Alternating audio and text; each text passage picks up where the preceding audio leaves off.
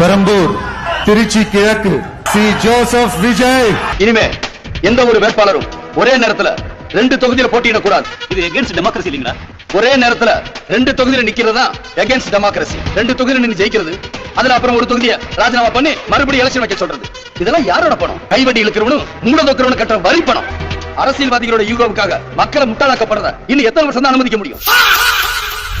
அவர் 2 இடத்துல நிக்கிறாரு. ஏன் 2 இடத்துல நிக்கிறாருன்னு தெரியல. அவருக்கே ஒரு செல்ஃப் டவுட் இருக்குது போல நிக்கிறாரு. கான்பிடென்ட்டா இருங்க, வெற்றி நிச்சயம்னு கட்சிக்காரங்களுக்கு எல்லாம் சொல்லிட்டு இப்படி அநியாயத்துக்கு பயந்து போய் 2 தொகுதியில நிக்கிறியே, அவ்வளவு பயமா? தனிப்பட்ட வாழ்க்கையா இருக்கட்டும், அரசியல் வாழ்க்கையா இருக்கட்டும், அண்ணனால 2 இல்லாம இருக்கவே முடியாது போல. பெரம்பூர், திருச்சி, சங்கீதா, திரிஷா. மக்கள் பணத்தில் ஒரு பைசா கூட தொடமாட்டேன். வெறும் நடிகனா இருந்தா பணம் புகழ் மட்டும் தான் கிடைக்கும். சீஃப் மினிஸ்டர் ஆயிட்டா அதிகாரம், அந்தஸ்து, பணம், புகழ் எல்லாமே கிடைக்கும். அரசியல் தலைவர் ஆகிறதுக்கு உங்களுக்கு என்ன தகுதி இருக்கு? நீ ஜனங்களை புரிஞ்சுட்டு அவ்வளவுதான்டா. இந்த ஜனங்க இருக்காங்க மாங்கா மலையங்க, அவனுக்கு சினிமா எது அரசியல் எது பிரிச்சு பார்க்க தெரியாது. என்ன எடுத்துக்கையா, நான் பரம அயோக்கியா. ஆனா ஜனங்க உத்தமங்க. ஏன் ஒவ்வொரு சினிமாலையும் நல்ல நம்பி ஒரு எம்எல்ஏனா எப்படி இருக்கணும்னு நான் சொல்றேன். நான் ஒவ்வொருவரையும் நான் கட்சிக்காரன் கிடையாது, நான் எந்த கட்சிக்காரன் கிடையாது, நான் ஜாதிக்காரன், நான் ஜாதி வெறியன். 24 மணி தெலுங்கு சட்ட ஜாதிக்கு பந்த ஜாதி வெறியன், 24 மணி தெலுங்கு சட்ட ஜாதிக்கு பந்த ஜாதி வெறியன். டேய் டென்ஷன் கொடுக்காதடா, நீ குடுக்குற டென்ஷன்ல ஒரு கையும் காலும் இழுத்துக்கிட்டு நடக்க முடியலடா. ஒரு எம்எல்ஏனா எப்படி இருக்கணும்னு நான் சொல்றேன். கவுண்டம்பாளையம் திருமதி ஆர்.டி. கனிமொழி கழக நிர்வாகி. யார் நீ? சர்ஜரி பண்ணலாமா வேண்டாமா? அவங்களோட லைஃப் வந்து லாங்கிட்டி எந்த அளவுக்கு இருக்கு, நீங்க டச் பண்ணீங்கன்னா நீங்க சர்வைவல் கெப்பாசிட்டி என்ன அப்படிங்கறத கொண்டு நீங்க ஜோதிடத்துல சொல்லலாங்க. தயவு செஞ்சு நீங்க யாரும் தப்பா நினைச்சுக்காதீங்க. பொண்ணுக்கு கொஞ்சம் ஜோசியா பைத்தியம். இப்ப நம்ம வந்து கேன்சர் பெரிய நோயா பாக்குறோங்க. சின்ன சின்ன விஷயங்க இது. நம்மளுக்கு சில விஷயங்களை பாத்தீங்கன்னா காஸ்மெட்டிக் சைடுமே போகுங்க. முடி நிறைய கொட்டுது, அதுக்கு ஜோதிடம் தீர்வு இருக்கு. ஒரு பிசிஓடி பிசிஓஎஸ் பிரச்சனை, குழந்தையின்மை, மெயினா இன்ஃபர்டிலிட்டி. எத்தனையோ பேர் நான் ஒபிசா உடம்பு ரொம்ப பெருசா இருக்கேன், குண்டா இருக்கேன், நான் உடம்பு கம்மி பண்ணணும், அதுவும் ஜோதிடத்துல பண்ணலாங்க. எல்லாமே கிரகங்கள் பண்ணக்கூடிய மாயம். பேய்க்கு பேன் பார்த்த பேப்பையில குடும்பமே மூஞ்சில காரி துப்புற அளவுக்கு கொண்டு வந்துட்டேடா. ஒரு எம்எல்ஏனா எப்படி இருக்கணும்னு நான் சொல்றேன். அவர் ஒரு கல்வி வல்லையா, அவர் விஜய்க்கு லெப்ட் ஹேண்ட் மாதிரியா, ஜேபிஆரோட மருமகன்யா.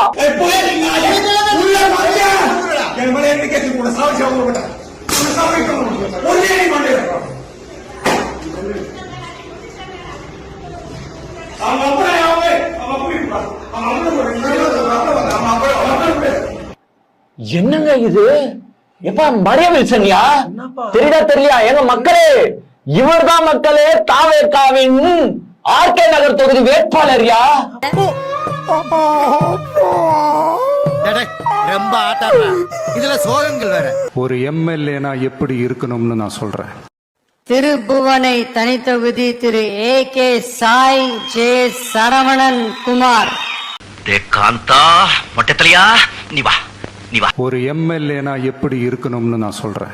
ஆண்டிப்பட்டி திரு வி பாண்டி, தேனி தெற்கு மாவட்ட கழக செயலாளர். உன்னெல்லாம் ஆம்பளை பார்த்தா ஓசியா பட்டு போனலாம். ஃபர்ஸ்ட் உன்ட்ட வந்து மீரா கால ஓலி மாலை நான் விடுத்து விடுவேன். விடலாம் கால ஓலி பூரா விடலாம். நாங்க ஊற எங்க விடணும் அங்க விடும்ல. அப்புறம் எங்க விடணும் அங்க விடும்ல.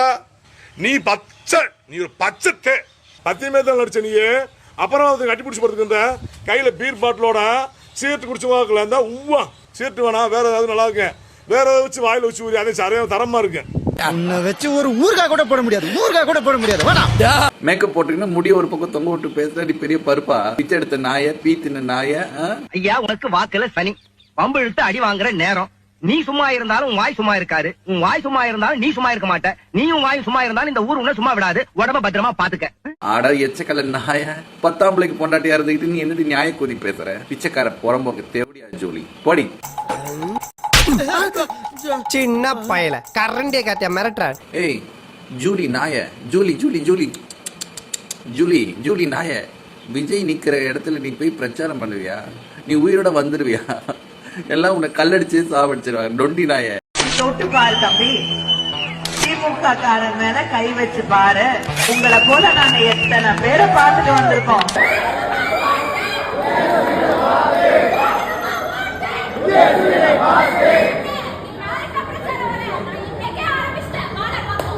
எல்லார்கிட்டயும் உதவி வாங்குறதே உன்னுடைய தலையெழுத்தா போச்சுங்க. அடிக்காத விட்டுடுங்க. அந்த மிரட்டல் உருட்டுலாம் நாங்க பயப்பட மாட்டோம். எங்க அப்பா அம்மா ஒன்னா பயப்படுவாங்க, நாங்க மிரட்ட மாட்டோம். நீங்க என்ன மிரட்டினா நாங்க பயப்பட மாட்டோம். அரசியல் 12 பேர்ல அடிதடி பண்ணிட்டு இருக்கீங்க. எங்க ஏரியாலயும் அதுதான் நடக்குது. அரசியல் நடக்கல, அடிதடி தான்.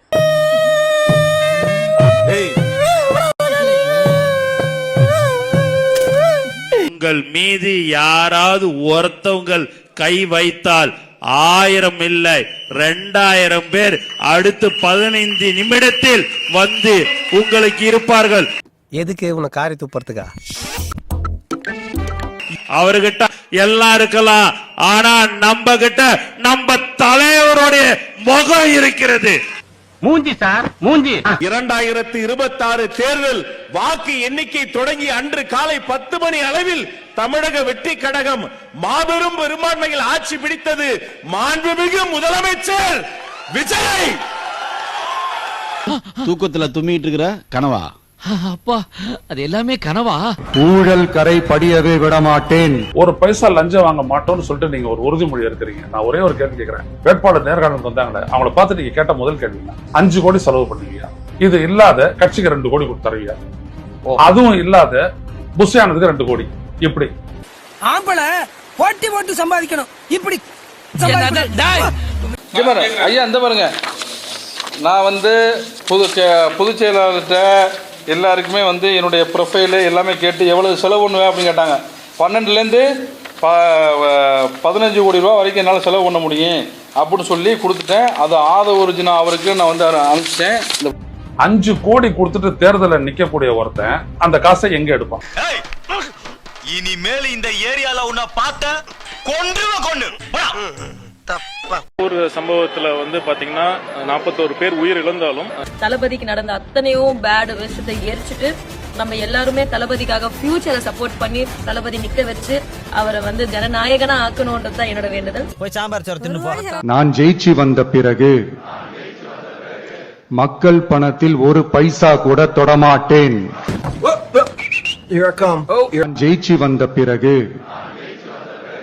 மக்கள் பணத்தில் ஒரு பைசா கூட தொடமாட்டேன்.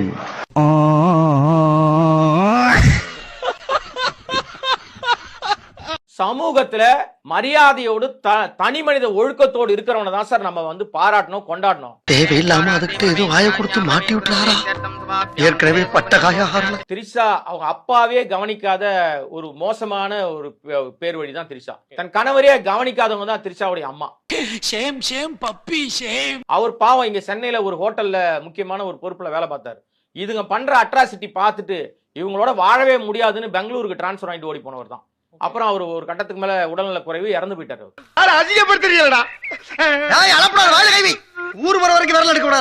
தன் குடும்பத்தை கவனிக்காத குடும்பங்கள்லாம் ஒன்னா சேர்ந்திருக்கு. நல்லா கவனிச்சு பாத்தீங்களா? அப்பனையே மதிக்காத விஜய், அப்பா ஆத்தாவையே சேர்க்காத விஜய், பொண்டாட்டி சேர்க்காத விஜய், பிள்ளைங்களே பார்க்காத விஜய், இவன் தான் குடும்பத்தை கவனிக்காதவன் நாட்டை கவனிக்க வரானா. கூறு கேட்டவனே காதுல என்ன வச்சிருக்க? உன்னையதான் கேட்கிறாரு, பதில சொல்லு. 50 வயசை தாண்டிட்ட நீ அரை கிழம், 54 வயசு கிழவன், உனக்கு என்ன சோடி கேக்குது? சோடி போட்டு போறது வடிவேலு பாணியில சொல்லணும்னா சோடி போடுறியா? சோடி நீ கலர் ட்ரெஸ் போட்டுன்னு ஒரே மாதிரி ட்ரெஸ் போட்டுன்னு தப்பிச்சு எப்படியாவது ஓடிவிடு. கருத்து வேறுபாடு எல்லா குடும்பத்திலயும் வரும். புருஷன் பொண்டாட்டி கருத்து வேறுபாடு வரும். உங்க 2 பேருக்கு பிரச்சனையா? சங்கீதாக்கும் உனக்கும் பிரச்சனையா? தப்பே கிடையாது. குழந்தைங்க என்ன பண்ணுச்சு? அந்த குழந்தை வந்து பட்டம் வாங்குது. அப்ப நான் போய் நிக்கணுமா வேணாமா? உள்ள உன் இன்சிலே தூக்கிட்டான். எனக்கு வந்து எஸ் போட்டா போதும் சங்கீதான்னு. என்ன பாக்குற? துப்புறானேனா? உன்னை மூஞ்சில வேற யாரும் துப்ப விடாது பாரு. அதான் நான் துப்புறேன். காவி கலரிப்பன் எனக்கு மோதி அப்பன் வீட்டு அடிமேர் அதுதாய மலிவட் அவள் கூட்டத்தின் தெல்லுக்கு நான் தாவி ஓட்டுவேன். பத்தெடுத்த அம்மா சொல்ல சீந்த மாட்டேன் சீந்த என்ன தத்தெடுத்த மோதி தேச்ச தாந்த மாட்டேன் தாந்த மத்தவங்க கண்ணுக்கெல்லாம் மோதி ஜினி கதி கதி என்னோடைய கண்ணுக்கு நீ எப்போவும் தாதி தாதி என்றும் நீ எந்தாதி. அரசு பள்ளியில படிக்கிற மாணவர்கள் எல்லாருமே லேபரா தான் போறாங்க, பெண்கள் கல்வி சரியில்லைன்னு. ஆனா இப்போ சென்ட்ரல் கவர்மெண்ட் விட்டு அறிக்கைப்படி பெண்கள் உயர்கல்வியில தமிழ்நாடு தான் முதலிடம் பிடிச்சிருக்காங்க. அதே மாதிரி சமீபத்துல ஒரு நியூஸ் பார்த்தேன், 448 அரசு பள்ளி மாணவர்கள் ஜேஇ மெயின்ஸ்ல தேர்ச்சி பெற்றிருக்காங்க. இப்படி எல்லாத்தையுமே முன்னேற்றமா இருக்கும்போது நீங்க இப்படி இந்த வைக்கிற குற்றச்சாட்டு எப்படி நியாயமானதா இருக்கும்? அது எனக்கு பைத்தியம் பிடிச்சு போச்சு. நான் லூசு. நான் தமிழ் வழி கல்வியில படித்தவன். தமிழ் வழி கல்வியில யார் படிக்க முடியும்னு நினைக்கிறீங்க? சாதாரண பெருசா பின்புலம் இல்லாத சாதாரண மாணவர்கள். அவங்களுக்கான பிரச்சனை என்னவா இருக்கும்? உங்க கூடயே உங்க கிளாஸ்ல தமிழ் வழி கல்வி படிச்சு வந்திருக்காங்க, பாத்திருக்கீங்களா? நீங்க கிளாஸ்ல கேள்விப்பட்டிருக்கீங்க? அரசு பள்ளியில படிச்ச சிலர் நல்லா ஆங்கிலம் பேசிட்டு தான் இருக்கு. Don't talk. இல்ல வந்திருக்காங்களா? 12th முடிச்சு வந்திருக்காங்களா? வந்திருக்காங்க. ஆனா எடுத்த ஃபர்ஸ்ட் ஒரு வருஷம் அவங்க எந்த மாதிரி கஷ்டப்படுவாங்கன்னு பாத்திருக்கீங்களா? இல்ல சார், அது சில பேர் அப்படி இருக்காங்க. நான் நிறைய பேர் இன்னைக்கு வந்துட்டு அரசு பள்ளியில படிச்சவங்களும் ஆங்கிலத்துல ட்ரெயின்டா இருக்கிறத நான் கண் முன்னாடி பாக்குறேன். அரசு பள்ளியில ஆங்கிலம் இன்றைக்கும் சரியாக கற்றுக் கொடுக்க கிடையாது. 447 தேர்ச்சி இருக்காங்கல்ல ஜேஇ மெயின்ஸ்ல. அது எந்த கவர்மெண்டாலையும் அதை அச்சீவ் பண்ண முடியல. ஐ மீன் தமிழ்நாடு தாண்டி எந்த ஒரு ஸ்டேட் கவர்மெண்டாலையும்.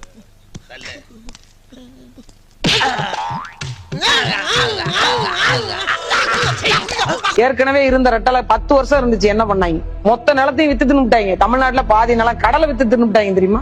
ஐயா எடப்பாடி தான் வித்தாரு. 4.5 லட்சம் ஹெக்டேர் கடலை வித்துருக்காரு. கரையே இல்ல, கடலே வித்து விட்டாரு. எங்க போய் பொழைக்கிறது? எல்லாரும் வாழணும் அப்படின்னா நம்மள ஒருத்தர் நமக்கான பிரச்சனையை போய் பேசணும். இப்ப வரைக்கும் விவசாயிகள் போராடிட்டு இருக்காங்க. ஐயா எடப்பாடி என்ன பண்ணாரு?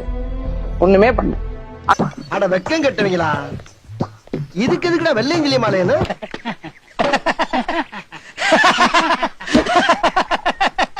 அரசியல்ல இதெல்லாம் சாதாரணமாப்பா.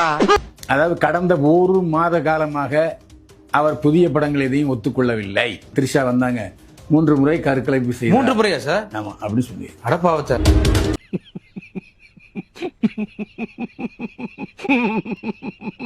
இப்ப எலெக்ஷன் முடிஞ்ச கையோட இப்ப ஏதோ ஜில் பண்ண போறதா நீங்க சொன்னீங்களா சார்? இப்ப மாலத்தீவுக்கு ஓய்வுக்கு விஜயும் த்ரிஷாவும் போறாங்க.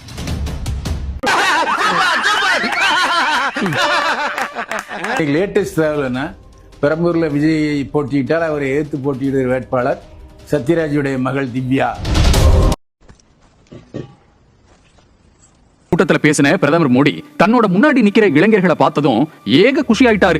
எங்க பார்த்தாலும் இளைஞர்கள் தான் அவரு ரொம்பவே புலங்காகி தான் அடைஞ்சு போய் பேச உண்மை என்னங்கறத சோசியல் மீடியாவில போட்டு கிழிச்சு தொங்க விட்டுருக்காங்க. மோடியோட அந்த கூட்டத்துக்கு மட்டும் வரலன்னா நடக்கிறதே வேற. கூட்டத்துக்கு வந்தா 2 நாள் அட்டெண்டன்ஸ் கிடைக்கும்னு சொல்லப்பட்டதான். இப்படி மிரட்டலும் அட்டெண்டன்ஸ் ஆசை காட்டியும் தான் அந்த மாணவர்கள் மோடி கூட்டத்திற்கு வந்திருக்காங்க.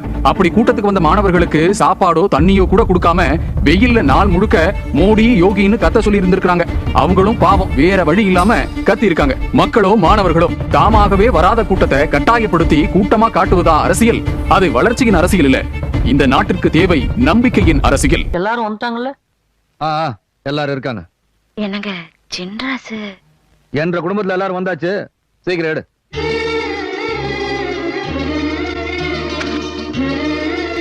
எங்க அம்மா எவ்வளவு சொல்லிச்சு, அவங்க எல்லாம் சேராத எல்லாம் என்ன சொல்லணும். இது எப்படி தெரியுமா இருக்குது?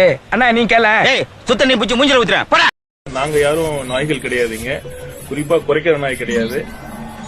நாங்க 6 அறிவுள்ள ஒரு மனிதர்கள். ஆரம்பிக்க வேண்டியதானே?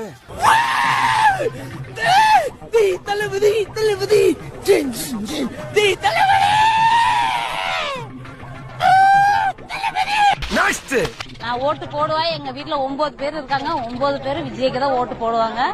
இல்லன்னா அவங்களுக்கு சோர்ல விஷம்தான்.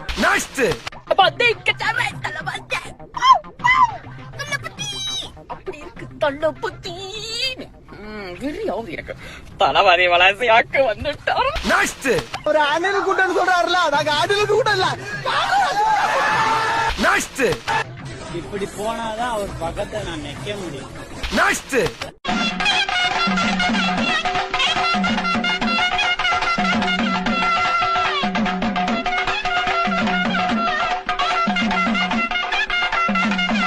ஒரு சம்பவத்துல வந்து பாத்தீங்கன்னா 41 பேர் உயிர் இழந்தாலும் மக்கள் வந்து கரூர் மக்களாலும் சரி, தமிழக மக்களாக இருந்தாலும் சரி, தமிழக வெற்றி கழகத்தின் தலைவர் மீது இருக்கிற அந்த அன்பும் பற்றும் வந்து குறையவே இல்லை. சார் இவன் என்ன பண்ண சார்?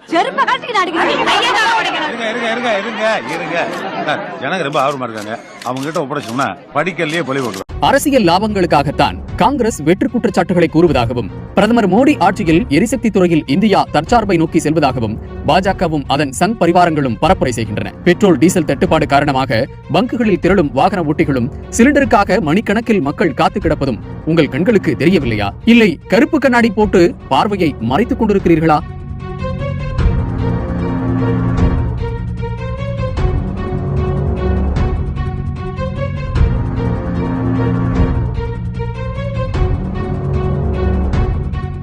மக்களை ஏமாற்றும் பாஜகவையும் அதன் கூட்டணி கட்சிகளுக்கும் சரியான பாடம் புகட்டுவோம்.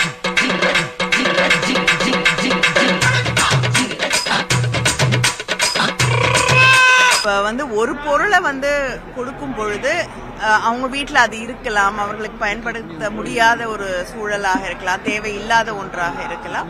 அதனால ஒரு சாய்ஸை மக்கள்கிட்ட கொடுக்கணும் அப்படின்னு முதலமைச்சர் அவர்கள் நினைச்சாங்க. அதனாலதான் இந்த கூப்பனை கொடுத்து அவங்க வீட்டில் ஒருவேளை இருக்கக்கூடிய பொருளையே அப்கிரேட் பண்றதுக்கும் அது பயன்படும். இல்லைன்னா அவங்க வீட்டுக்கு அவங்களுக்கு எது தேவை என்று நினைக்கிறார்களோ அதை அவர்கள் வாங்க முடியும். அது மட்டும் இல்லாம நிச்சயமா பக்கத்துல இருக்கக்கூடிய கடைகள், ஏன்னா ஒவ்வொரு பகுதியிலையும் அருகில் இருக்கக்கூடிய கடைகள்ல தான் போய் அவங்க வாங்க போறாங்க. அங்கே இருக்கக்கூடிய வியாபாரிகளுக்கு அது மிகப்பெரிய அளவில் பயனுள்ளதாக இருக்கும். இங்கே இருக்கக்கூடிய மேனுஃபேக்சரர்ஸும் இருப்பாங்க, தொழில் முனைவோர்கள், அவர்களுக்கும் அது பயன்படக்கூடிய வகையிலே நிச்சயமாக இருக்கும். இந்த வீடியோ உங்களுக்கு பிடிச்சிருந்தா கண்டிப்பா லைக் பண்ண மறக்காதீங்க. அப்படியே உங்க நண்பர்களுக்கும் ஷேர் பண்ணுங்க. நீங்க பண்ற ஒவ்வொரு லைக்கும் தான் இந்த வீடியோவை மற்ற நண்பர்களுக்கும் கொண்டு போய் சேர்க்கும். மறக்காம சப்ஸ்கிரைப் பண்ணுங்க. உங்க கருத்துக்களையும் கமெண்ட் பாக்ஸ்ல பதிவு பண்ணுங்க.